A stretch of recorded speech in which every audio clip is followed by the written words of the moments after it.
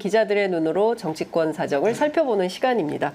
오늘도 어김없이 경향신문 구교영 기자 그리고 시사인의 김은지 기자 두 분 나오셨습니다. 어서 오십시오. 안녕하세요. 네, 한 주가 너무 금방 가죠. 그러니까요. 네, 아까 보니까 구교영 기자 백팩 메고 오셨는데 등이 다 흠뻑 젖었어요. 뚱뚱해서.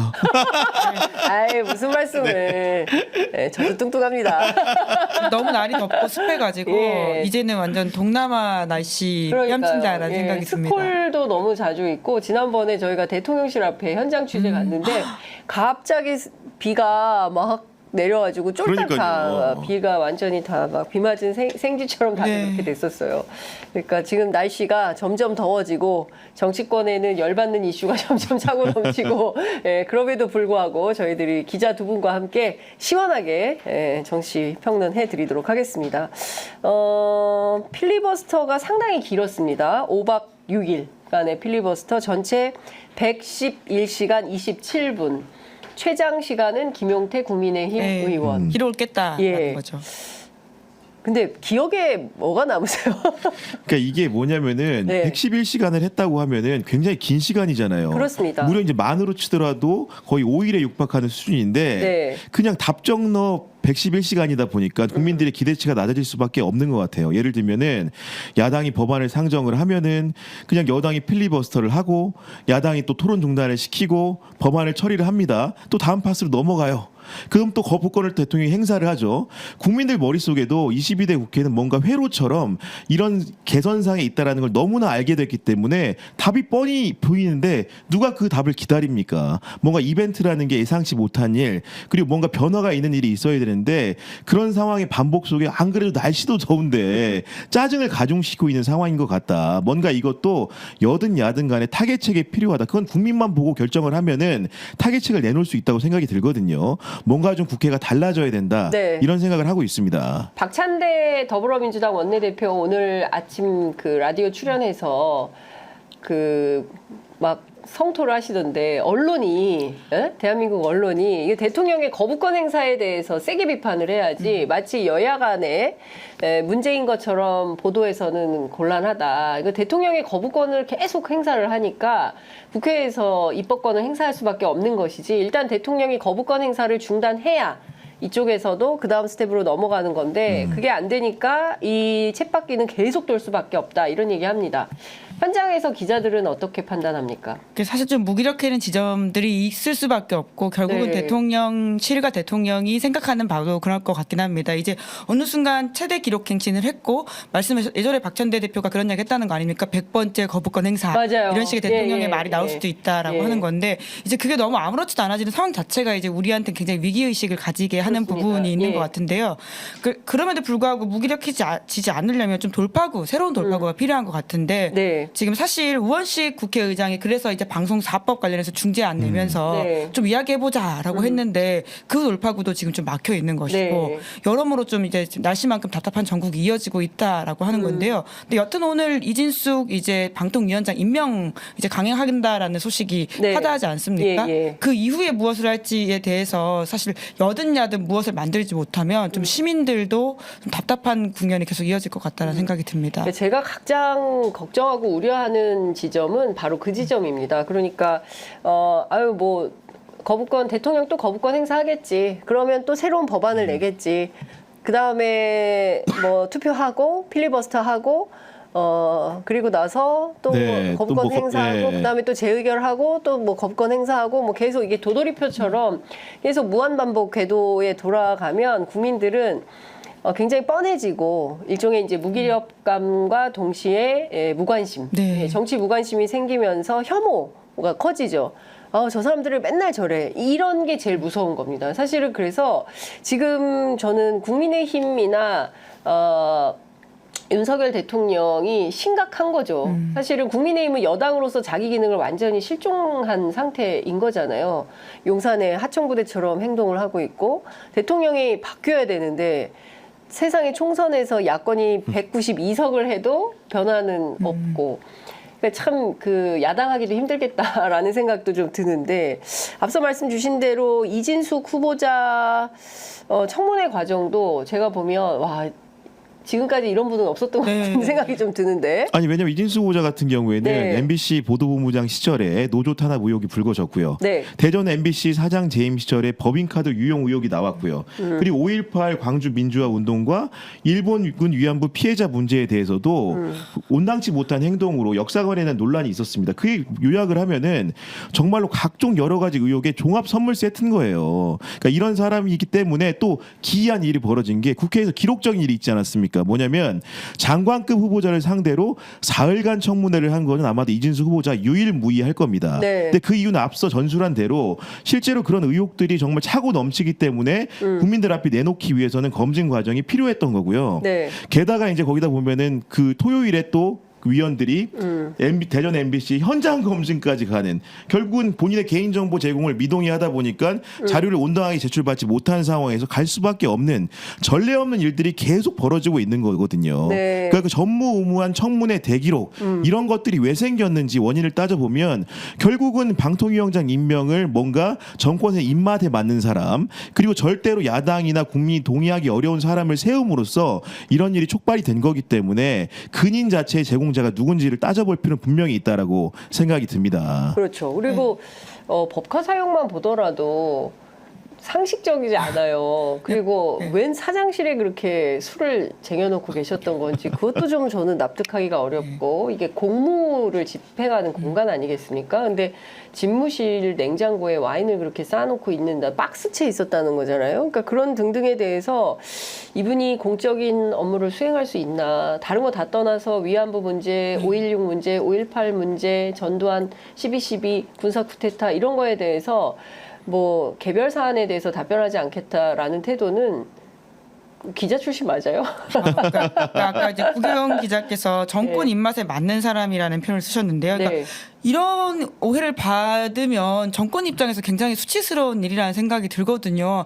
아니 어떻게 그 일본군 위안부 관련된 사안이 논쟁적이라고 해서 답하지 못합니까? 그렇게 따지면 독도 이슈도 논쟁적 사안입니다. 왜냐하면 일본이 다른 주장을 하고 있잖아요. 그렇죠. 그러면 국민의 세금을 받아서 일을 하는 공직자, 공복이라는 사람이 논쟁적 사안에 대해서 자기 입장과 생각을 말하지 못하면 이 자리에 있지 말아야 된다라는 생각이 듭니다. 그런데 이런 사람이 정권 입맛에 맞는 사람이라는 것, 즉 윤석열 정부가 그런 식의 사고에 동조할 수도 있다라는 이미지를 주는 것인데 어떻게 이런 분들을 그냥 놔두는지 사실 좀 잘 이해가 안 가고요. 뿐만 아니라 사실 한동훈 대표 같은 경우에도 국민 눈높이라는 이야기를 정말 많이 하고 있습니다. 최근에는 특히나 이제 민심에 조우하겠다라고 하면서 국민 눈높이에 맞지 않다라는 것들을 네. 보통 이제 그 김건희 여사 이슈라든지 이런 걸 이야기할 때 돌려 말하는 화법인데요. 누구보다 국민 눈높이에 안 맞는 분이라고 할 수 있죠. 이진수 후보자가요. 네. 이야기하고 적극적으로 대통령 만났을 때 이런 사람들은 임명하시면 안 된다라는 이야기하는 게 정말 새로운 당정관계 만드는 거라고 생각합니다. 아니 덧대서 보면은 결국은 방통위원장 후보자들이 어떤 전철을 걸어왔는지를 우리가 보면 됩니다. 네. 이동관 후보자 어땠습니까? 그렇습니다. 김홍일 후보자 어땠습니까? 결국은 임명을 강행을 했잖아요. 네. 기본적으로 청문회를 거쳐서 야당이 부동의하는 인사라고 했는데도 불구하고 결국은 프로세스를 발부하고 재촉을 하고 재송부하는 과정에서 임명을 강행했죠. 그 다음에 또 어떻게 됩니까? 결국은 공영방송을 본인들의 의향에 맞게 바꾸기 위해서, 수장을 바꾸기 위해서 방통위원장을 도구로만 쓰고 있잖아요. 그러면 도구로 쓰는 과정에서 의결 과정에 부적격성이 발견돼서 야당에서 탄핵소추안을 발의하면은 거기 또 어떻게 대응을 합니까? 바로 또 바꿔버려요. 네. 결국은 이게 뭐냐면은 용도를 위해서 방통위원장이라는 게 결국은 방송 질서를 확립하고 통신 질서를 확립해야 될 굉장히 중요한 자리입니다. 네, 네. 그럼에도 불구하고 그 사람의 쓸모 자체를 그냥 공영방송에 우리의 원하는 방송을 만들기 위한 절차로서 도구로서 사용을 하고 굉장히 이용만 한다는 생각이 많이 드는 거죠. 이 세 번쯤 오니까 국민들도 알 것 같아요. 이제는 네, 정말로 네. 그런 의도구나. 왜냐하면 공영방송 이사 선임을 위한 절차들을 지금 지난번에 의결하고 김홍일 그 전 위원장이 나가지 않았습니까? 이번에 이진숙의 몫은 뭡니까? 예, 결국은 의결하는 거예요. 의결하는 겁니다. 네. 그리고 만약에 의결이 부당했다고 또 탄핵소추안 내면 네. 또 바뀌는 겁니다. 그렇죠. 이게. 아니 그러니까 그 국민들이 너무 윤석열 정권 너무 투명해서 너무 잘 보이는 거예요. 다음 수순이 어떻게 될까. 그렇지 않습니까? 이진숙 후보자만 하더라도 너무 누가 보더라도 임기가 짧을 거다. 근데 요거 방망이만 두드리고 그리고 이제 탄핵되기 직전에 또 사표를 내겠죠. 그러면 또 다른 사람을 하겠죠. 막 이런 식으로 계속 그 일종의 이제 돌려받기 식으로 하는데 윤석열 대통령이 국민과 싸우기로 결심을 한 거 아니겠습니까? 야당과 싸우기로 결심을 한 거고 그러니까 결국은 누가 지치나 누가 지칠 때까지 상대가 지칠 때까지 계속 이렇게 밀어가는 거고 결국은 이제 MBC 장악을 위해서 이진숙 후보자를 사실 윤석열 캠프에서도 좀 비토했던 분이었다는 거잖아요. 저 사람은 너무 심하다 이래서. 근데 그런 분을 데려다가 이렇게 하는 것은 결국은 이제 권력을 정권 입맛에 맞게 유지하는 어떤 활용이나 도구로 언론을 쓰려고 하는 거 아니냐라는 비판은 안 할 수가 없는 것이고. 그리고 사실 좀 적어도 이러한 청문회 자리에서는 그런 척이라도 해달라고 하는 것이 여당의 요구이기도 하지 않습니까? 그래야지 좀 싸울 수 있는 명분도 있고 붙어본다라고 하는 건데 이진숙 후보자 진짜 단 하나도 양보하지 않고는 자기 입장 혹은 아주 세게 싸우고 있는 모습들을 보여주고 있는 것이 그 예를 들어서 아까 5.18 망언 이야기 하셨는데 관련된 좋아요 누르는 것에 대해서도 언제부터 이 나라가 좋아요 연좌제가 생겼냐 심지어는 거기에 대해서 손가락 운동 앞으로 좀 조심하겠다 이런 식의 이야기를 했어요. 그래야 태도를 어떻게 국민 앞에. 그런 심지어 청문회 자리에서 이 정도 이야기하시는 분이면 앞으로 도통 어떻게 할 거지라는 그러니까요. 생각이 들고요. 저는 또 하나 좀 놀랬던 게 그 세월호 리본을 달았던 그 KBS 취재 기자의 그 세월호 리본을 KBS가 자막 블러 처리해가지고 내보냈잖아요. 그러니까 앞으로 어떻게 공영방송들이 이에 맞춰가지고 행동할지를 보여주는 장면이라고 생각하는데 KBS가 이제 특정 로고가 노출되지 않게 하기 위해서 우리는 원래 그랬다라고 하는데 그럼 앞으로 국회의원들이 인터뷰할 때 뭐 이태원 참사와 관련된 로고나 세월호 참사 로고 달았을 때 그거 다 가리고 나오면 그거 뭐 개별 사안이니까 언급하지 않겠다고 할 것인지 참 황당합니다. 그렇게 따지면 기시다 총리 맨날 여기 이렇게 물망초 이렇게 리본 달고 와가지고 납북자 이렇게 하거든요. 그렇습니다. 그것도 가릴 건가요? 그러니까 이게 진짜 이상한 일인데 아무렇지 않게 지나가고 있고 심지어는 청문회라고 하는 아주 본인이 허리 숙여야 되는 순간조차 저렇게 하는 거면 진짜 앞으로 어떻게 할 건지 답답하죠.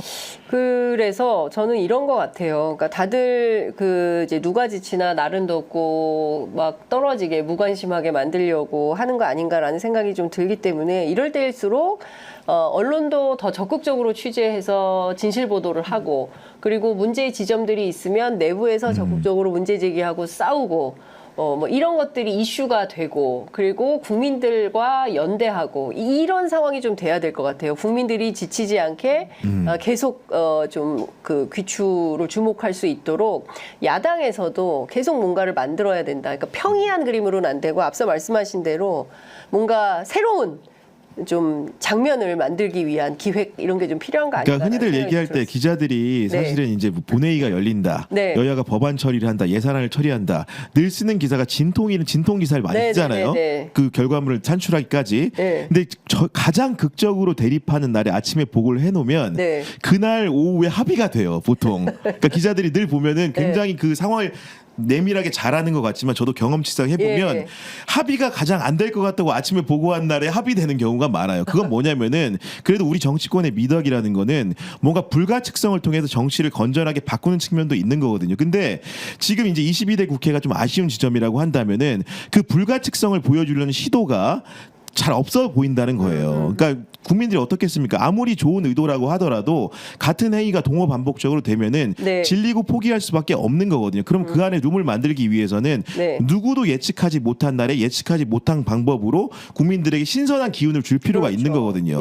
그런 의미에서는 조금 반성적으로 현 상황을 바라볼 필요가 있다는 생각이 좀 듭니다. 뭔가 새로운 신선한 충격파 이런 것들이 정치에도 언론에도 좀 필요한 거 아닌가. 사실 그런 게 좀 필요한 때가 아닌가 싶은데 날은 덥고 이슈는 전부 좀 불쾌하고 그래서 이거를 좀 신선하게 그래도 뭔가 프레시한 영역이 있네라고 저 사람들은 저렇게 싸우고 있구나라는 걸 새로운 깃발을 보여줘야 국민들이 또 모이는 거거든요. 관심을 갖게 되고 어머 저런 일이 있었네 이거 안 되겠지라고 해서 자꾸 이렇게 모이게 되는데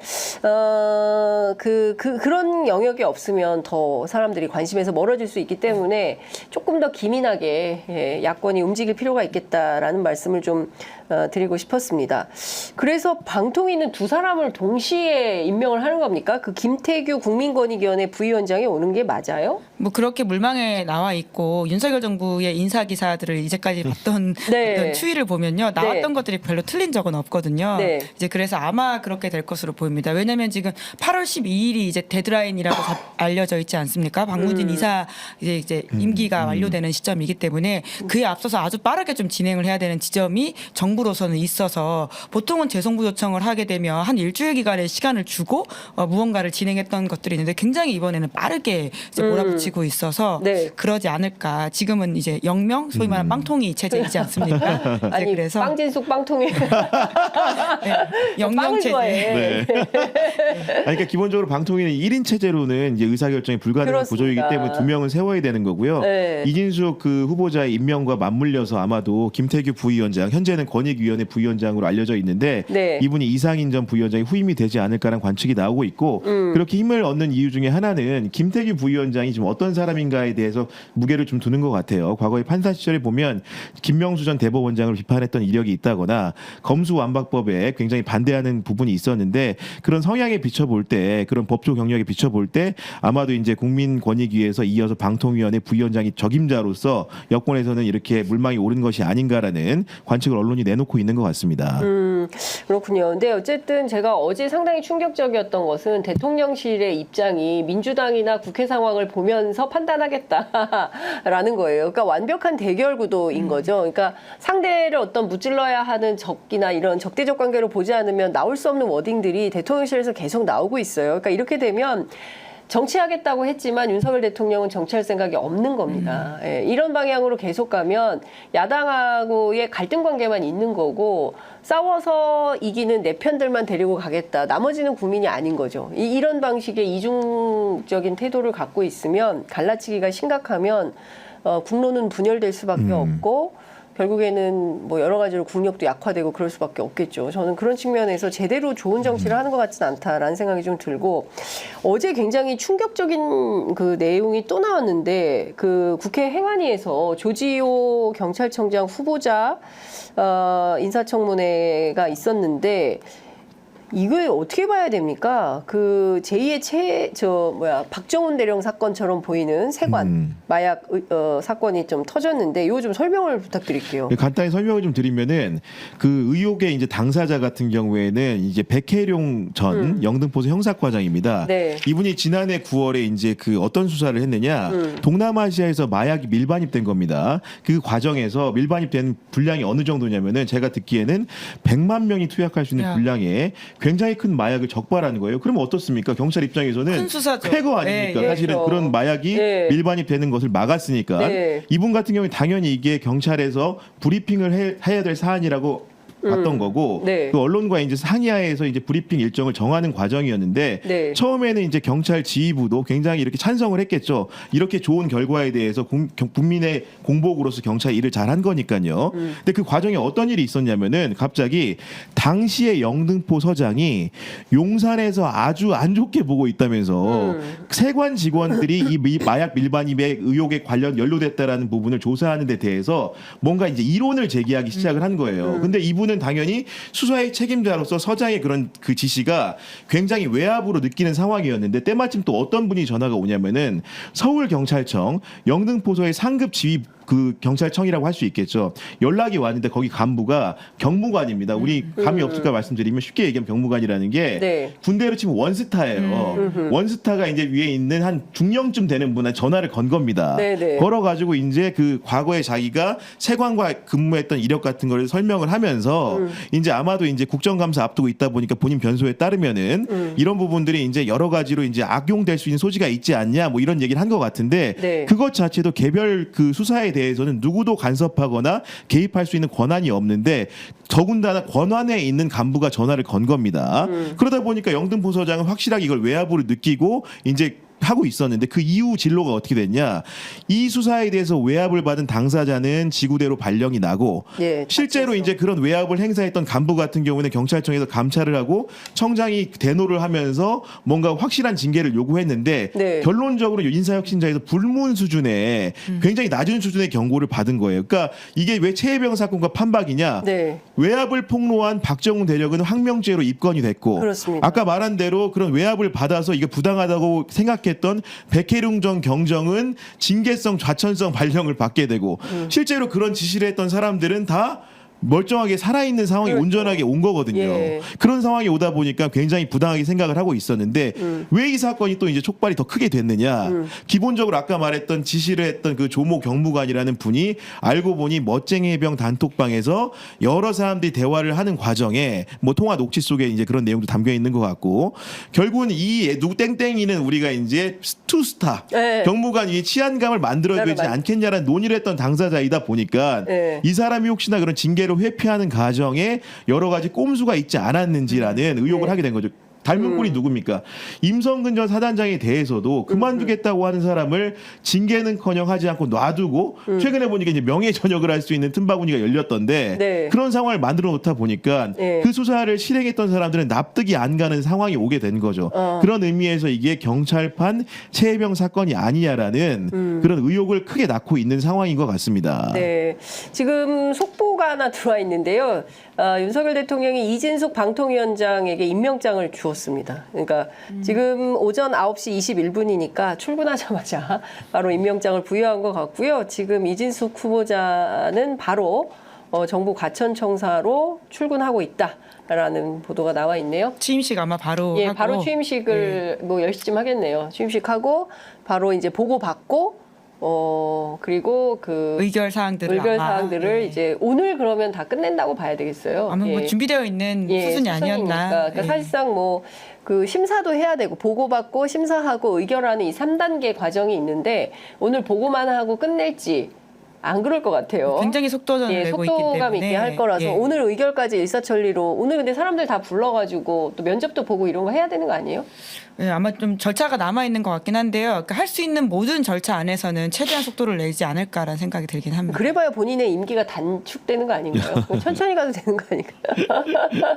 그만큼 지금 사실 박문진 이사들의 임기가 8월 12일인가 12일 까지입니다. 예. 그렇기 때문에 8월 12일 이전에 이거를 정리를 해야 된다는 절박한 마음으로 아마 추진을 하게 될 텐데 그러면 또 야당은 가만히 있겠습니까? 야당도 또 이제 대응을 하게 될 것이고 일촉즉발의 위기가 또 오고 있다. 아마도 이제 목요일 날 국회 본회의가 예정돼 있는데 이러면 이때 탄핵소추안이 또 발의가 될 수 있겠어요? 그러니까요. 아마도 이제 결국은 이 절차가 아까 말씀드린 대로 예. 속도감 있게 진행되게 서로가 이제 너무 답안이 뻔히 보이는 방향으로 달려가고 있다 보니까 정말로 이게 이렇게 도구적으로 이 자리를 활용해도 되는 것인지에 대한 근본적 의문이 취재를 하면서 들고 있고 국민들을 또 더 여실하게 느낄 거라고 생각을 합니다. 네. 이진숙 그 신임 방통위원장 행보와 관련해서는 저희들이 속보가 들어오는 대로 또 설명을 좀 드리면서 상황을 지켜보도록 하겠습니다.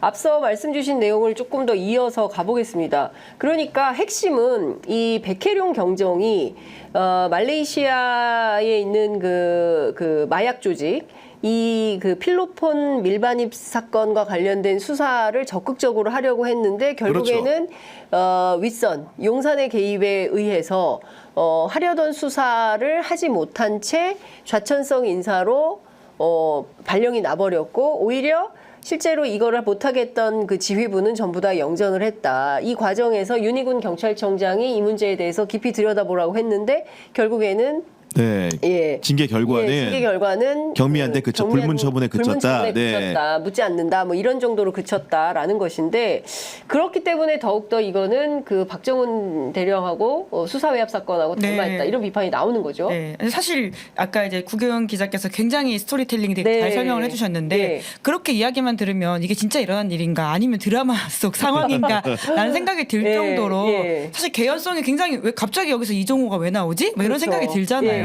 그리고는 결국 그분은 여전히 김건희 여사와의 어떤 연관성 때문에 굉장히 전국의 주목을 받고 있는 사람이고 심지어는 도이치모터스 주가 조작 사건의 2심 결과가 곧 나온다라고까지 그래서 굉장히 관계성을 부인하고 있는 사람들인데 끝없이 어떤 활동을 했다라는 의심을 받는 것이 이게 진짜 개연성이 있는 일이냐라는 의심을 받을 것 같은데요. 일어났다라는 거잖아요. 예, 예, 예. 그러니까 어떤 생각까지 드냐면 지금 소위 말해서 이제 이게 해병판 이제 최상병 사건 네. 그리고는 경찰판 최상병 사건 그렇습니다. 이런 사건이 다른 데 또 있는 게 아닌가라는 의심이 들어요. 그러니까 온갖 군데 수사 외압을 다 네. 하는 게 아니었을까. 왜냐하면 이 정도의 감각이 없는 상태였다면 네. 정말 작년에 정부 운영이 어떤 식으로 됐던 것인가라는 예. 의심이 들고요. 예. 그러니까 낱낱이 이런 의혹들을 밝혀야 된다고 생각합니다. 왜냐하면 정보기관의 신뢰가 계속 깎이고 있잖아요. 오히려 다른 데는 정말 잘한 걸 수도 있는데 그런 게 아니라는 의심을 자꾸 사는 것이 과연 이 기관들에게 좋은 것인가라는 생각이 들고요. 저는 좀 눈여겨봤던 게 이 기사에서 결과적으로 이런 식으로 시간을 끄니까 그 해당 세관 직원들이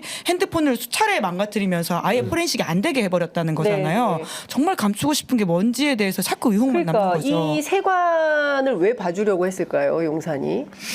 그러니까 저는 그게 의문이에요. 아니 물론 이제 그 당사자들의 설명에 따르면은 네. 정부 기관군이 관여된 일이니까 조금 더 신중하게 처리할 것을 이제 촉구했다는 건데 네. 그럼에도 불구하고 이런 그 중대 범죄 그 마약이라는 건 사람의 인간을 망가뜨리고 어떻게 보면은 국가적으로 단속해야 될 최대 범죄 아닙니까? 네. 그런 범죄에 많이 연루된 의혹이 있다고 한다면 네. 공무원이면 더 엄벌해야 되고 세관이라는 데가 어떤 데입니까? 네. 국가 해외에서 반입하는 물건들을 일일이 점검하고 그 가용성이라든가 불법성을 따지는 데 아닙니까? 예. 그런 기관에서 이런 비리를 저질렀다고 하면은 엄단 이상의 조치가 필요한데 그걸 국가기관끼리 말 그대로 일을 크게 벌리지 말자는 식으로 사고하는 것 자체도 문제인 것이고 더군다나 네. 이런 과정에서 수사를 하겠다는 사람에게 수사를 하지 말라거나 혹은 수사를 천천히 하라거나 수사를 아니면 여러 가지로 따져보고 하라고 하는 거는 일종의 외압이 아니고 그냥 명백한 외압인 거죠. 그렇죠. 예. 어떻게 이거를 가만히 지나갈 수가 있습니까? 네, 이게 사실 직권남용입니다. 예,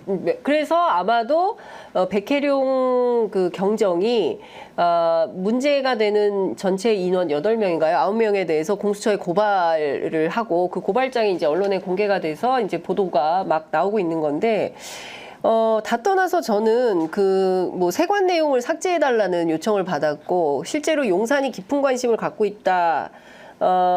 용산이 아주 안 좋게 보고 있고 괘씸하게 보고 있고 뭐 그 얘기를 듣는 순간 머릿속이 하얘졌다는 거거든요. 그러니까 이거는 하지 말라는 직접적인 지시를 받은 그렇죠. 것이나 예. 마찬가지이기 때문에 수사는 그 경찰관 입장에서는 진짜 머릿속이 하얘질 것 같아요. 이 엄청난 사건을 덮어? 왜? 이런 의문이 생길 수밖에 없는 거 아니겠습니까? 그리고 도대체 이 세관이 그러니까 이런 거예요. 임성근 사단장도 마찬가지예요. 대통령 입장에서 보면 일개 사단장에 불과한데 왜 이 사람을 이토록 보호하려고 했을까? 이 세관도 지금 누군지 확인을 해봐야 되겠지만 도대체 어떤 사람이길래 왜 이 사람을 용산이 관심을 가지고 심지어 그 조모 경무관, 조병로 경무관이라고 네. 이제 언론에 다 나왔으니까 제가 실명을 말씀드리면 그랬다는 거잖아요. 백경정한테 전화를 해가지고 세관 얘기 안 나오게 해주실 거죠? 뭐 이런 얘기를 했다는 것이고 제가 어제 저녁 때 쭉 취재를 해보니까 실제로 백경정이 관련된 통화 내역음도 갖고 있는 것 같아요. 그러니까 언론에도 일부 않고서는 공개를 이렇게- 했더라고요. 보니까 그러니까 네. 그게 다 폭로가 된다면 이건 또 다른 얘기가 될 수밖에 없는 거예요. 그러니까 이것도 국정조사 해야 되는 거 아니겠습니까? 지금 도처에 이게 청문회로 안 되고 다 강제성이 있는 출석하지 않으면 동행명령장 발부해야 되는 강제성이 있는 국정조사로 전환을 해야 된다. 네. 이 정도는 검찰이 왜 가만히 있어요? 가만히 그리고 있나? 보면은 이제 이거를 기본적으로 행안위에서 네. 이 폭로했던 그 당사자가 이제 양분남 의원입니다. 네, 네. 양분남 의원 같은 경우는 여러분들 이력을 다 아시겠지만 편의점도 많이 나왔죠. 예. 두 번 나오셨나요? 예. 아니 제가 사실은 네. 어제 저희 좀 수요일 좀 출연 네. 좀 부탁드리려고 했더니 뭐 선거하시나 봐요 광주에서. 네. 그렇죠. 시당위원장. 시당위원장에서 예. 선거해야 돼서 못 나온다고. 그러니까 이분이 기본적으로 저도 이제 예전에 만났던 예. 분인데 서울중앙지검 특수 3부장을 지낸 분이에요. 그러니까 특수통 출신이시고 네. 굉장히 사안에 대해서 정통한 분인데 예. 이런 분이 사실은 이게 그 법률적으로 문제가 될 거라는 판단하에서 네. 얘기한 부분이거든요. 그렇기 때문에 지금 공수처에 이제 백혜룡 그 경정 같은 경우에 이 사안을 고발한 상황인데 네. 검찰이든 공수처든 경찰이든 간에 어느 기관에서도 수사해도 이 정도의 그런 그 증거 관계라면은 충분히 입건 가능한 수준이다. 네. 이렇게 좀 생각하고 있습니다. 아니 대통령이 작년 4월에 마약과의 전쟁 반드시 승리해야 된다라고 이야기하면서 그때 이제 840명 규모의 특별수사본부가 꾸려졌고 네. 국제우편 마약단속 TF 구성해서 마약 밀반입 원천 차단한다 이렇게 보도가 나온 바가 대통령 있습니다. 지시사항이네. 예, 그러니까 오히려 상을 줘도 모자란 네. 해당 경찰관한테 네. 지금 도통 왜 이런 일이 벌어졌는지가 황당하기 그지 없잖아요. 예. 그러니까 결국은 이것이 단순히 어떤 해프닝이 아니라면 네. 시스템을 망가뜨리는 행위입니다. 그렇기 때문에 우리가 이것을 더 엄정하게 봐야 되고 예. 그리고 국정조사라든지 혹은 직권남용 혐의에 대해서 좀 엄절하게 봐야 된다라는 이야기를 하는 것이거든요. 네. 그러니까 열심히 일한 사람한테 인센티브가 가는 것이 아니라 오히려 위해가 가고 있는 과정이라고 하는 게 단순히 이 백경정이라든지 네. 혹은 박정훈 대령 개인의 이야기가 아닙니다. 우리 사회의 어떤 시스템을 망가뜨리고 있다라고 하는 불안감 때문에 다들 이것을 불안해하거나 혹은 걱정하고 분노하는 이슈인 거죠. 그렇습니다. 말씀 주신 대로 전반적으로 군이면 군, 경찰이면 경찰, 제대로 열심히 자기 역할을 현장에서 하고 있는 분들이 제 역할을 하려고 할 때 그걸 오히려 못하게 국가 권력이 방해를 하고 있다. 대통령실이 뭐 이렇게 저렇게 개입을 하고 네. 있다라고 한다면 이거는 국가가 정상적으로 운영되고 있다고 말하기가 상당히 어려운 지경이 되는 것이고, 그러니까 왜 임성근이야, 왜 그 해당 세관이야라는 질문에 대해서 실제로 대통령실이 이런 방식으로 그 개입을 했다고 한다면 그에 대해서 충분한 설명이 좀 필요해 네. 보인다. 지금 방금 전에 언론에서 MBC 뉴스에 단독 보도가 하나 오전에 나왔는데요. 네, 네, 보니까 네. 제가 좀 소개를 해드리면 네, 인천세관 사건 수사 외압 의혹을 수사 중인 공수처 수사 4부가 네, 오늘 백경정의 휴대전화를 이미 제출 형식으로 압수하고 관련 자료에 대한 포렌식을 진행하기로 했답니다. 백경정은 김광호 전 서울경찰청장과 고광효 관세청장, 조병노 경무관 등 9명의 경찰, 관세청 고위직들을 직권남용 혐의 등으로 공수처에 고발했다고 알려져 있는데요. 네. 결국은 이게 뭐냐면 이게 저거 봤을 때 수사 4부가 네. 이걸 이제 쥐었다는 게 좀 중요해 보이고 그렇죠. 수사 4부는 아다시피 네. 기본적으로 최혜병 최혜병 사건과 관련된 사건을 부분을 조사하고 있기 때문에 네. 이것 자체가 등장인물들의 그런 상사성 네. 겹치는 부분이 있기 때문에 수사 4부가 네. 이 사안을 핸들링하는 게 아닌가라는 생각이 좀 듭니다. 아니 그리고 만에 하나 그 조병로 경무관이 호가호위한 거라면 더욱더 문제가 되는 사안이잖아요. 용산에서 먼저 나서가지고 엄격하게 이거 조치해야 된다고 봅니다. 그러니까 정말 외압이 없었다면 오히려 한 개인이 지금 용산을 등에 업고 무언가 문제를 삼고 네. 문제를 만들고 있는 것이기도 하잖아요. 그러니까 네. 명확하게 이런 의혹이 나왔을 때는 좀 밝혀야 된다라는 네. 말씀을 좀 강조 계속하고 싶습니다. 그러니까요. 지금 사실 이대환 부장에 대해서는 수사에 아주 그 적극적이고 진실을 밝히려고 노력을 하는데 반대로 사실상 이종호의 변호인이었던 이력이 있었던 걸로 확인이 되는 이제 공수처 수사 2부장 등에 대해서는 상당한 문제 제기가 많이 나오고 있는 것이죠. 사실 그 다른 거 다 떠나서 수사기관 아주 엄정하고 객관적으로 활동이 보장되어야 되는 수사기관에서 수사기관까지 이렇게 권력이 힘을 미치려고 하고 있다고 하면 이참 이건 진짜 큰일이다라는 생각이 좀 들고 앞서 말씀 주신 대로 그 멋쟁 해병 단톡방에서 네. 파생된 이슈잖아요.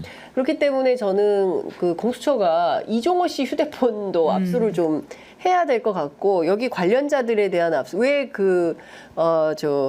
백혜룡 경무관만 압수수색을 합니까? 이미 제출. 예. 백혜룡 경정, 백혜룡 경정, 예. 예. 그 합의해서 물론 이제 휴대폰을 그렇죠. 제출한 거죠, 제출을 하는 것이긴 자발적인 하겠지만, 의사로. 네. 그렇게 있지만 이 범죄 혐의가 있는 분들에 대한 압수수색도 좀 필요한 거 아닌가라는 생각이 좀 드네요. 예. 방금 소위 말한 밭으로 도는 내용 보고 제가 좀 놀래서 말씀드리면 김문수 고용부 장관설이 돈다라는 말이 있네요. 와. 예, 물론 아직 이제 정보성 경산호위. 예. 경산호위 옛날에 위원장. 나 김문수인데 경기도지사 예, 하셨던 예. 그분 이름인 것 같긴 한데요. 예. 뭐 아직 설이긴 합니다. 네네. 예. 인사가 아니 왜 또 갑자기 거기까지 갑니까? 고용노동부 장관, 예. 네 노동부 장관으로 신임 노동부 장관으로 김문수 전 보니까 아침에 한국경제에서 기사를 썼네요. 고용부 네. 장관의 그렇군요. 김문수 예. 경산호위 위원장이 유력하다 하면서 단독 기사가 9시 반에 원포인트로 하는 나왔네요. 건가요? 원포인트로 네, 우선은 그렇게 인사를 이야기를 하려고 하고 하는 아니 법무부 인사검증에 사상검증이 추가됐나 봐요. 야, 진짜. 이 정부가 정말 이진수 후보의 김문수 두 지사의 참 버라이어티합니다. 예, 그러니까 결국에는 이 정부가 뭘 하려고 하는지가 점점 보인다라는 생각이 좀 들고 심히 걱정이 되는데 이제 앞서 이종호 씨 얘기했지만 이 삼부토건 문제도 사실은 심각한 거 아니겠습니까? 이제 청문회 계속 하고 있는데 청문회 강제성이 없어가지고 증인들이 불출석하지 않습니까? 그래서 이걸 좀 보완하는 차원에서라도 국회 차원의 국정조사가 시급하게 국정조사가 좀 먼저 좀 추진되어야 될 것 같은데 그런 분위기는 안 잡힙니까? 그러니까 이게 왜냐면은 기본적으로 국정조사를 하기 위해서는 근거가 좀 분명해야 되는데 네. 지금 삼부토건의 주가 부양 문제 같은 경우에는 예. 근거가 굉장히 탄탄하게 보입니다. 기본적으로 5월 14일 지난해죠. 5월 14일에 이제 그 멋쟁이병 단톡방에서 예. 3분의 1 체크라는 워딩이 있었고요. 그 이후에 보면 5월 17일에 정부가 이제 우크라이나 재건 사업에 관여한 듯한 발표를 하게 되고 그 이후에 이틀 뒤인 19일부터 삼부토건에 관련된 거래량이 급증하는 흐름들이 포착이 됩니다. 그런 부분들이 이제 정무위 그런 질의 과정에서도 드러났던 부분들이고 그 이후에 결정적으로 닷새 뒤인 22일에 그 국토부 장관과 삼부토건이 폴란드에서 열린 재건 사업 관련된 여러 가지 행사에 네, 참여하는 모습이 연출이 되게 되죠. 그러면서 그 이후에 그 삼부토건이라는 회사가 우크라이나 재건 사업에 정부를 참여하는 와중에 중요한 핵심 주체로서 갈 수 있다는 기대감이 부풀어 올랐고 그런 것들이 기본적으로 이제 주가를 부양하는 동력이 됐고 7월까지 무려 5배 가까이 이제 그렇습니다. 올랐다는 게 그 요체 아닙니까? 네. 기본적으로 인식을 해보더라도 재건 사업 테마라는 거에 엮여서 굉장히 이상한 방식으로 주가가 올랐기 때문에 그런 부분들이 조사의 포인트가 분명히 된다고 보여지고요. 결국 사정이 이러하다 보니까 국정조사를 하기 전에 이제 정부 기관 같은 경우에도 지난주에 보면은 금융위원장 청문회라든가 네. 정무위 현안 질의 과정에서 이복현 금감원장을 상대로 뭐 신장식 의원 등등이 굉장히 몰아붙이지 않았습니까? 그렇습니다. 그러다 보니까 이제 한국거래소 같은 경우에는 네. 이상거래 심리 절차라고 해서 금감원의 본조사 전 단계 형식의 조사에 착수한 상황이고요. 결국은 이 부분들이 미공개 정보를 이용한 주가 상승의 수혜를 누가 받느냐의 문제를 밝힐 수밖에 없는 것이고 그런 단계의 지경에 이르렀기 때문에 우리 국회에서도 여러 가지 조사권을 발동해서 합법적인 범위 내에서 제대로 한번 알아볼 필요가 있다. 이 부분 같은 경우에는 그렇지 않겠습니까? 그렇죠. 그렇게 좀 생각이 됩니다. 네. 그리고 실제로 그 삼부토건 관계된 그 대주주들이 막대한 고사의 이익을 봤다. 그리고 누군가가 특정한 세력이 매집을 했다라고 한다면 그 세력이 누군지 어떤 사람들 이런 거는 조사하면 금방 나온다고 네. 하더라고요. 그렇죠. 예, 예. 사고 팔고의 문제니까요. 다 기록이 네. 남아 기록이 남아 있으니까요. 있으니까요. 예, 근데 예, 그 예. 사실은 특별하게 막 움직일 것도 아니기 때문에 확인하면 되는데 금융위원장의 인사청문회 때 태도를 보면 이걸 꼭 딱히 조사하겠다는 의지가 별로 없어 보여서 국민들이 갖고 있는 의혹의 수준만큼 우리 정부가 따라오지 않고 있다. 네. 제가 보기에 그건 굉장히 심각한 문제인 것 같아요. 그러니까 누차 말씀드리지만 오히려 그것이 오히려 정말 대통령실과 혹은 대통령 배우자가 억울한 상황이라면 명명백백하게 밝히는 게 오히려 그분들을 위하는 길이다라는 말씀을 좀 드리고 싶습니다. 그럼 누가 충신이냐라고 한다면 이걸 밝히시고 명확하게 억울한 누명을 쓰지 않게 하셔야죠. 네. 그러니까 적어도 이것에 대해서는 이 정도의 국민적 의혹이 있다면 그러니까 밝혀가지고는 오히려 억울한 사람이 없게 하는 게 맞다라는 생각이 듭니다. 네, 그러니까요. 우리 김은지 기자님이 이렇게까지 배려를 해드리는데, 예, 억울함이 없도록 명명백백하게 진실을 밝히도록 도와드리려고 하는데 청문회에 나와서 한 마디를 안 해요. 오히려 청문회 예. 자체를 이제 파행시키는 방식으로 그러니까요. 가고 있죠. 예. 그리고 김건희 여사도 사과할 뜻이 있으면 청문회에 나와서 하면 됩니다. 사실 판을 깔아드리는 거 아니겠습니까? 야당이. 근데 안 나오잖아요. 사과할 뜻이 있었다. 한동훈 대표가 문제다. 뭐 문자 익십했다. 이런 주장만 하고 있지. 그 사과의 진정성을 지금 이 순간까지도 보여주지 않고 있다. 그리고 뭐 변호인 통해서 대리 사과 그걸 누가 사과라고 합니까? 근데 그것도 그런 걸 검찰한테 한 거잖아요. 사실 검찰 네, 앞에서 검찰 조사받는 과정에서. 심지어 조서도 남기지 받는 않은 건지 누가 조사를 받은 건지 예. 알 수가 없지만 조서도 남기지 않았다는 예, 거잖아요. 그 내용은 조서에 없다라는 건데요. 그러니까 아마 모두 발언 비슷하게 약간 인사가 아니었을까라는 생각이 아니, 갑자기 듭니다. 물어보고 싶네. 검찰 조사에 앞서서 모두 발언이 있어요? 최고위원회의처럼? 보통 이제 모두 발언 성격이라는 거는 본인의 개인적인 감상평 이런 거잖아요. 그렇다면 사실은 조사 끝나고 말미에하는 게 맞겠죠. 네. 검찰 조사에서는. 그러니까요, 참. 그래서 국민들 사이에서는 도대체 이 산부가 누구 거냐, 예, 이종호하고 무슨 상관이냐, 그리고 왜 김건희 여사가 15억 원이나 되는 큰 돈을 이종호 씨에게 돈을 꿔줬을까, 이종호 씨는 왜 김건희 여사를 상대로 애기였는데 영부인이 됐다 이런 표현까지 사석에서 했을까 이런 등등에 대한 꼬리에 꼬리를 무는 의문이 계속 많다. 그거에 대해서 대통령실은 답변할 의무가 있다 이런 말씀을 좀 드리겠습니다. 장경태 의원이 이제 소위 네. 말하는 오빠 논란에 대해서도 폭로한 바가 있지 않습니까? 맞아요. 그러니까 장경태 의원의 말에 따르면 그러니까 21대 국회 때만 하더라도 김건희 여사 관련된 어떤 폭로를 하면 무조건 윤리 제소가 국민의힘을 통해서 왔다는 거예요. 근데 21대 국회에서는 그런 게 없다라고 하면서 뭔가 약간 이게 용산에 기류가 힘이 빠진 게 아니냐라는 식의 해석을 하기도 하던데 여사 관련된 사실 이 정도 사안이면 굉장히 예민하게 반응해야 될 장경태 의원이 윤리 부분인데 제소가 안 됐구만요. 예, 오히려 그래서 빨리 자기를 어떻게 하라라는 네, 예. 근데 뭐 물론 대통령실에서 동아일보 기사를 보니까 뭐 장경태 의원이 완전 거짓말쟁이다 이 정도의 이야기가 나오긴 하던데요. 네. 적극적인 대응이 좀 과거와 좀 다른 면이 있는 것 같다라고 하는 게 당사자가 느끼는 또 이야기이긴 하더라고요. 네, 저도 사실은 장경태 의원이 받은 비슷한 제보를 받았긴 한데, 뭐. 좀 추가 취재가 필요해서 네. 얘기를 안 하고 있는데 여하튼 그런 상황입니다. 제2부속실 설치하겠다. 특별감찰관도 국회가 추천하면 언제든지 임명하겠다. 되는 건가요? 언론에서는 장순칠 지금 그 시민사회 이비서관이죠. 이양수 국회의원 보좌관을 했던 분인데 뭐 사진까지 오늘 보도가 나왔어요. 가는 거네요, 이제.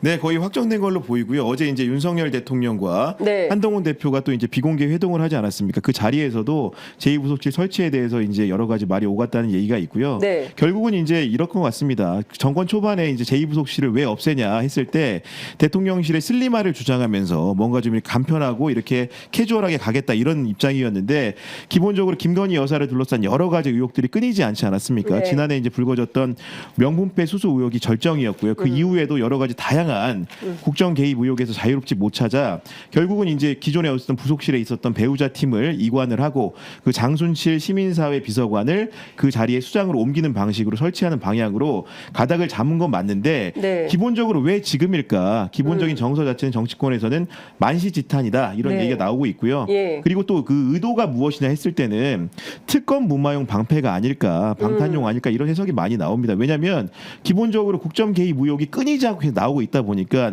거기에 대한 방벽이 필요한데 말뿐으로는 더 이상 통하지 않는 상황에 이르렀잖아요. 그러다 보니까 제2부속실을 설치해서 현재의 상황을 땜질식으로 모면하기 위한 방책이 아닌가라는 의심들이 계속 등장하고 있는 상황입니다. 어제 용산 대통령 집무실에서 윤석열 대통령과 한동훈 대표가 만났습니다. 네네. 중앙일보인가요? 10분. 그 다음에 동아일보인가요? 예. 이제 뭐 95분, 1시간 1시간 반 이렇게 예. 나오더라고요. 유시스가 오늘 아침에 1시간 반으로 정리를 예, 해줬습니다. 예. 예, 그 대통령실 확인을 좀 받아가지고 기사를 썼는데요. 일각에서는 10분간은 독대한 거 아니냐라는 해석도 있는데 그 부분은 좀 어떻게 되는 건지 확인을 좀 해봐야 될 것 같고 어떻게 봐야 됩니까? 지금 이 두 분의 만찬 회동을. 저 같이 식사를 한 건 아니고요. 잠깐 오전에 만났는데 점심 시간 늦게까지 대화를 했지만 밥은 먹지 않고 헤어졌다 이렇게 보도가 나오고 있습니다. 밥은 안 먹었어요? 예, 또? 그러니까 밥 먹기는 아직 어려운 사이인가라는 생각이 들던데요. 같이 밥 먹으면 체하나? 보도에 따르면 각자 약속이 있었기 때문이다라고 하는 건데요. 굉장히 좀 궁색하다라는 생각은 했습니다. 왜냐하면 네. 대통령 입장에서는 대통령을 만나는 약속 이상이 그 당대표 입장에서 당연히 그렇지 않습니까? 그래서 각자 양쪽에게 아마 약속을 조금 양해를 구했으면 식사까지 하면서 이어질 수 있었을 것 같다라는 생각은 드는데 아직 그 정도 관계 회복은 아닌가라는 생각도 해봤는데 뭐 모르겠습니다. 뭐 점심 약속이 정말 중요한 외교 사절이어가지고 대통령이 뭐 이렇게 못할 수도 있는 사정이 수는 있을 테니까요. 예. 제가 잘못 봤네요. 관저로 조만간 초대하겠다. 네네. 만찬을 초대하겠다라는 대통령의 뜻이 한동훈 대표에게 전달이 됐다는 건데요. 오전 중에 집무실에서 네. 이거 회의한 거네요. 그죠? 네. 네. 네. 정진석 비서실장까지 같이 해서 만났다라고 합니다. 네, 점심까지 미뤄가면서 많은 대화를 나눴다고 하는데 무슨 얘기를 중점적으로 했을까요? 그 나온 보도를 좀 종합해서 보면요. 네. 두 사람이 같이 검사 시절 근무했던 이야기 많이 했다. 회고담 얘기할 때인가요? 지금 그러니까 아무래도 옛날 얘기할 때요. 대통령이 이제 특히나 좀 이제 뭐라고 이거 토크 지분이 되게 많다 이런 이야기들이 알려져 있으니까 그렇죠. 그러지 않았을까 네. 싶은데요. 그러니까 제가 가장 눈여겨봤던 건 뭐냐면 대통령이 이 중앙일보 보도에 따르면 당 사람을 두루 폭넓게 아우르고 품어라. 그게 대표 역할이라고 하자 한동훈 대표가 잘하겠다. 당원 교육과 당 조직 정비도 잘하겠다. 이렇게 답을 했다는 거예요. 그러니까 요 말이 굉장히 의미심장한 게 정점식 의원 그러니까, 받으라는 네. 얘기예요. 예. 예. 그러니까 근데 윤 대통령은 폭넓게 아우르라고 하는 것은 정정식을 자르지 마라라는 예. 것 같고요. 예. 근데 한동훈 대표도 거기에 지지 않았다라는 게 당 조직 정비도 잘하겠다고 했거든요. 네. 그러면 본인이 좀 자기 사람을 좀 정비하겠다라는 뜻으로 보이는 말이 아닌가라는 생각이 들긴 했습니다. 네. 어떻게 할까요? 아니, 왜냐하면 기본적으로 당직에 대한 인선권은 당 대표한테 있는 게 맞거든요. 근데 네, 네. 대통령이 이제 포괄적으로 언급을 해서 그 의중까지는 상세하게 모르겠지만 우리가 맥락상 지금 정정집 정책위 의장이 친윤계이고 네. 그 사람을 교체하느냐 마느냐가 당정 관계 분수령이 될 거라고 생각을 하고 있기 그렇습니다. 때문에 예. 결국은 어제 이제 비공개 회동을 통해서 환담을 나눴다고 알려져 있지만 이런 뼈 있는 대화 속에 한동훈 위원장이 금명간에 결정하지 않겠습니까? 정정식을 교체하느냐 마느냐에 따라서 당정 관계가 정상화되느냐 과거를 회귀하느냐가 달려 있다. 그 문제가 굉장히 오히려 중요한 어제 회동을 통해서 부각이 되었다. 이렇게 평가할 수 있을 것 같습니다. 네. 저는 사실 당정대가 지금 만난다면 가장 중요한 이야기는 소위 말하는 TMF 사태라고 보거든요. 네, 네. 여기에 대한 보통 사람들의 불편 혹은 뭐 중소상공인들의 심각한 문제들이 있는데 네. 만나서 사실 뭐 당직도 당직이지만 그런 이야기를 좀 나눴다라는 말이 나와야 되는 게 아닌가 싶은데 아직까지는 그런 보도는 안 나오고 예, 있습니다. 그러니까 피해액이 1조 원대라고 하고 잠시 후 10시부터 저희가 더불어민주당 이용우 전 의원 모시고 전문가시기 때문에 그 문제를 좀 여쭤보려고 하는데요. 민생은 별로 관심이 없어 보여요, 두 분이. 그리고 이것은 대통령이 대표를 코란 느낌이 좀 드는 게 국무회의 주제가 그러니까 국무회의가 끝나고, 끝난 예, 다음에 만났다고. 한동훈 대표를 대통령실로 불러서 얘기를 한 거예요. 그리고 과거 회고담까지 하면서 이랬을 것 같은데. 네, 옛날에 말이야 내가 이렇게 하고 말이야 이렇게 할 거야 뭐 이랬던 것은 아닐까 라고 살짝 김준일 그 평론가가 있어야 좀 이런 잘해주는 아무래도 아직은 조금 어색함이 어색함이 남아있을 남아있는 것 테니까 같아요. 대통령이 뭐 그런 과거 이야기로 사안을 풀려고 했을 수는 있을 것 같은데요. 네. 하지만 지금 가장 두 사람 사이에서 많은 관심을 받고 있는 것은 아까 말씀하셨던 정책위 의장을 둘러싼 네. 당정관계의 회복이냐 혹은 뭐 어떤 관계 설정이냐 그리고 그 외 민생 이슈 이런 네, 것들일 네. 텐데 좀 봐야 될 것 그렇죠. 같습니다. 이제 초반에 한동훈 대표를 외롭게 하지 마라. 여러분들이 함께 해라. 무슨 이제 고독한 결정을 하지 네. 못하게 해라. 많이 도와줘라. 막 이런 건데 마치 좀 그 전반적인 그 대통령의 맥락을 좀 들어보면 아직 좀 어린 후배 취급하는 느낌이 좀 있어요. 그러니까 이제 혼자서 뭘 결정하지 못하고 주변에 많은 조언을 들어서 뭐 화합을 해야 된다라는 메시지를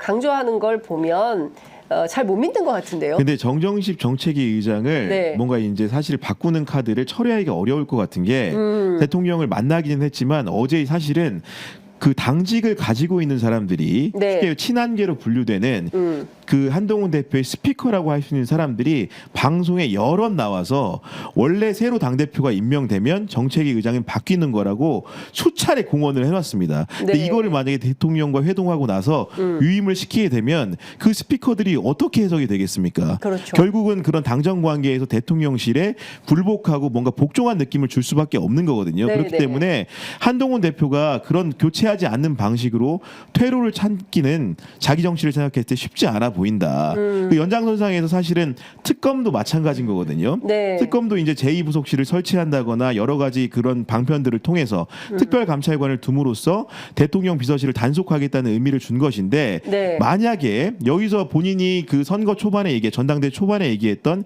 제3자 특검 얘기를 성안하지 않고 거둔다고 한다면 그것 역시도 당정 관계의 후퇴라고 볼 여지가 있는 거거든요. 결국은 정책위 의장 유임 여부와 특검법의 최혜병 특검법에 대한 한동훈의 그 자발성 여부가 결국은 당정 관계의 바로미터가 될 것이라고 모두가 보고 있습니다. 네.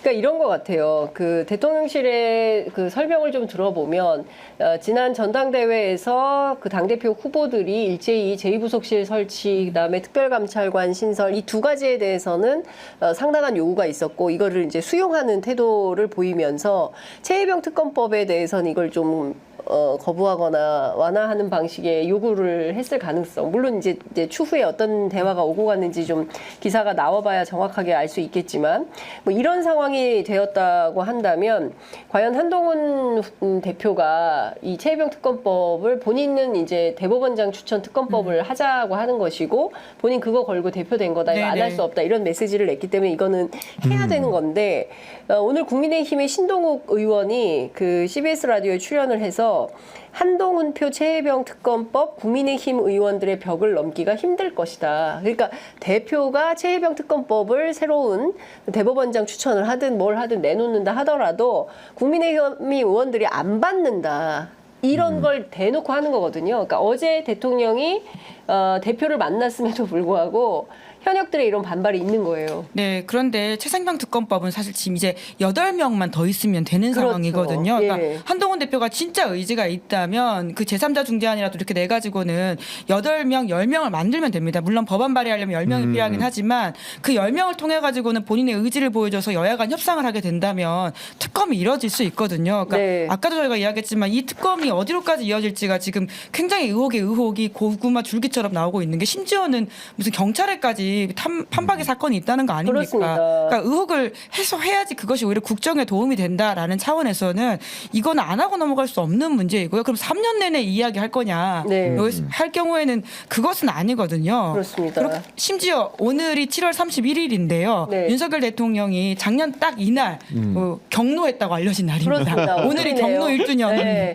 경로 1주년. VIP 경로 1주년. 경로설 네. 1주년이라고 네. 하겠습니다. 잠시 아직까지. 후에 이제 회의가 시작이 되는 거죠. 11시에. 네. 그때부터 전화벨이 울리기 시작합니다. 028007070. 예. 네, 그래서 8월 2일까지 소위 말하는 지금 야권에서 주장하는 이제 뭐라고 할까요? 그 기록 탈취까지 네, 이루어지고 예. 있는 상황이지 않습니까? 그렇습니다. 굉장히 이 사건들이 집약적으로 이루어지고 있는 이 일련의 과정들이 있는데요. 네. 이것이 그러면 지금 국정 3년 내내 이야기해야 될 것이냐라고 하면 오히려 지금 특검 받고 이 어떤 의혹들을 밝혀내는 털고 것이 가는 게 좋다. 맞다. 예, 예. 그러니까 이런 겁니다. 기왕에 대통령이 된 거 역사에 남는 대통령이 돼야 되지 않겠습니까?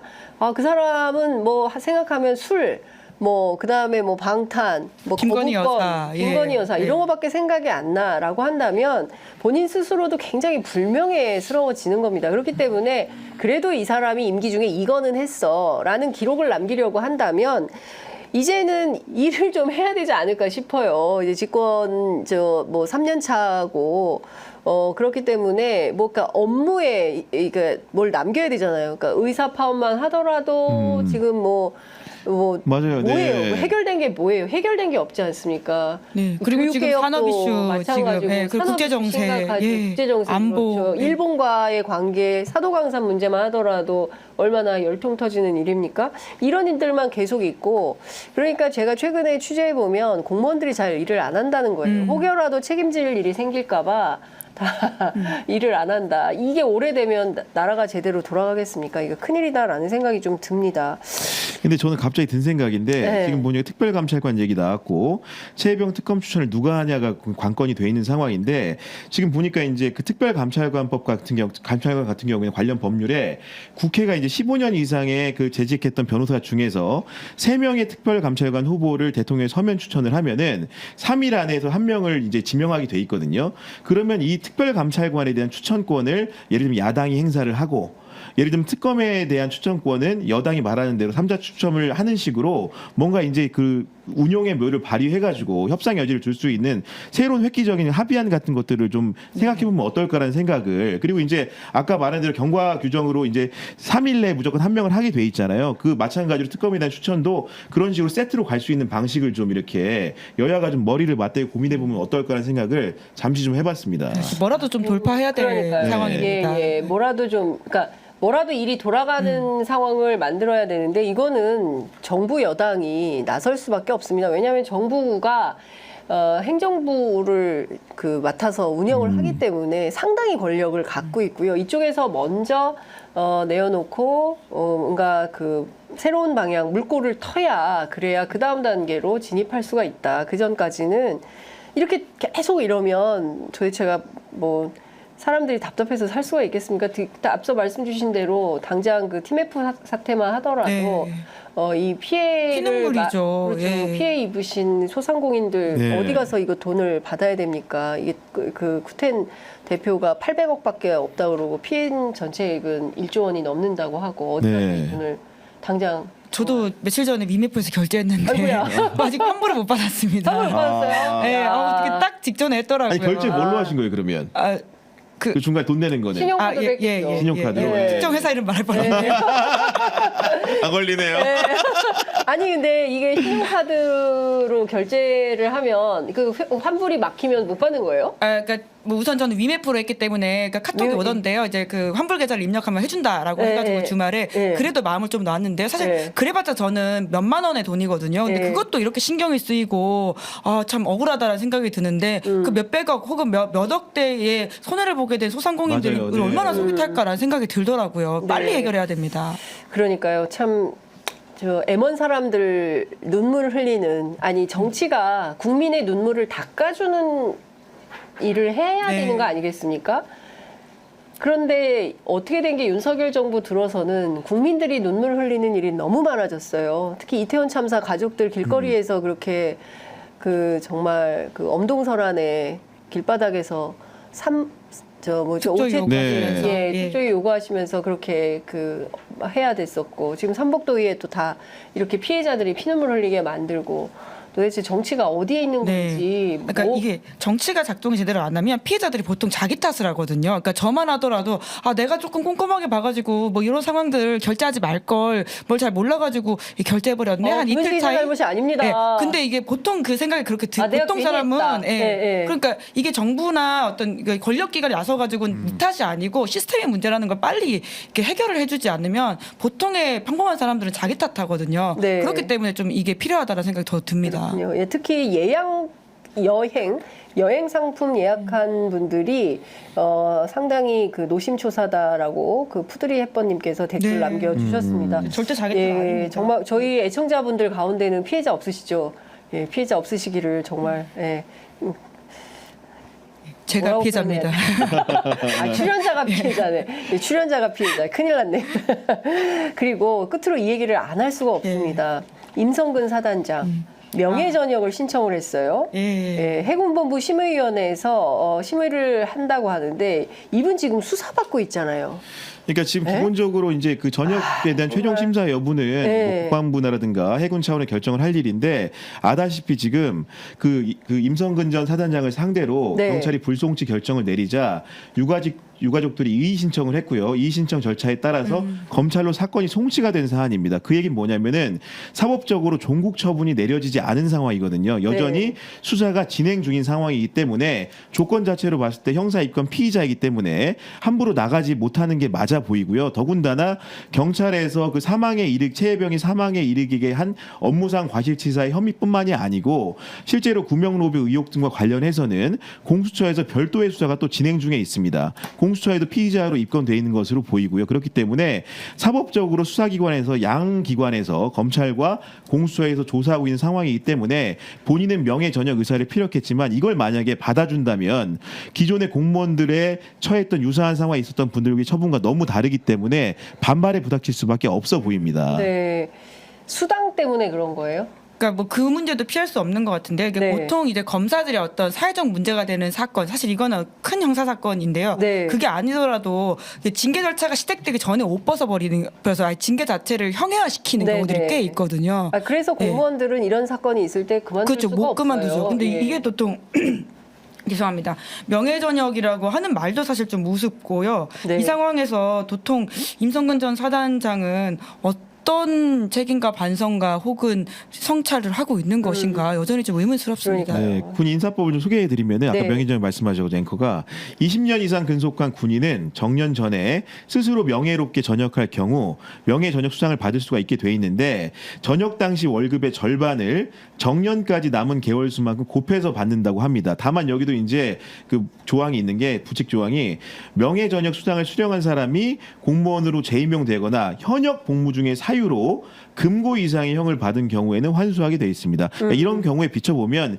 실제로 아직 경찰 공수처 수사가 진행 중이고 네. 실제로 기소 여부가 정해지지 않았기 때문에 명예 전형을 받아줄 이유는 사실은 없어 보인다고 해석이 됩니다. 근데 그 법만 보더라도 스스로 명예롭게 전역 맞아요?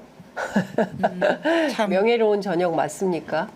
네, 네. 작년 7월 19일 무슨 일이 있었습니까? 네, 그때 그만두지 않았잖아요. 네, 지금도 지휘한 게 아니라 지도했다. 지도했다. 이 주장을 현장 하고 있지 지도했다. 않습니까? 그리고 뭐 불송치 결과가 나오니까 관련된 기사를 쓴 기자들한테 다 연락해가지고 사과하라라는 식의 메시지를 보내기도 했고요. 네. 참 사과 안 하면 소송한다 그랬어요. 그래서 사실상 겁박인 예, 거죠. 그 이야기를 처음 꺼냈던 그 김경호 변호사가 나 고발하라고 또 이야기하시더라고요. 예, 내가 예. 이거 다 자료 준 거다라는 식의 그렇죠. 이야기하시면서 시사인에 출연하셔서 예, 막 예. 격노하셨더라고요. 예. 예. 굉장히 격노하는 스타일이 아니신데도 불구하고 따박따박 그렇게 화를 내시는 게 예. 오히려 되게 인상적이었습니다. 네. 그러니까요. 왜 언론 탓을 합니까? 예, 본인의 잘못을 좀 돌아볼 필요가 있지 않나라는 생각이 좀 들고요. 여하튼 무더위에도 이렇게 꼼꼼히 취재해서 저희 프로그램 함께 해주셔서 너무 감사드리고요. 방금 속보 나왔는데 또 나왔어요? 예, 6분 전 서울경제 소식이긴 한데요. 고용부 장관의 김문수 경산호위 위원장 임명 됐군요. 네. 하나 봅니다. 정말 발빠른 보도 감사드립니다.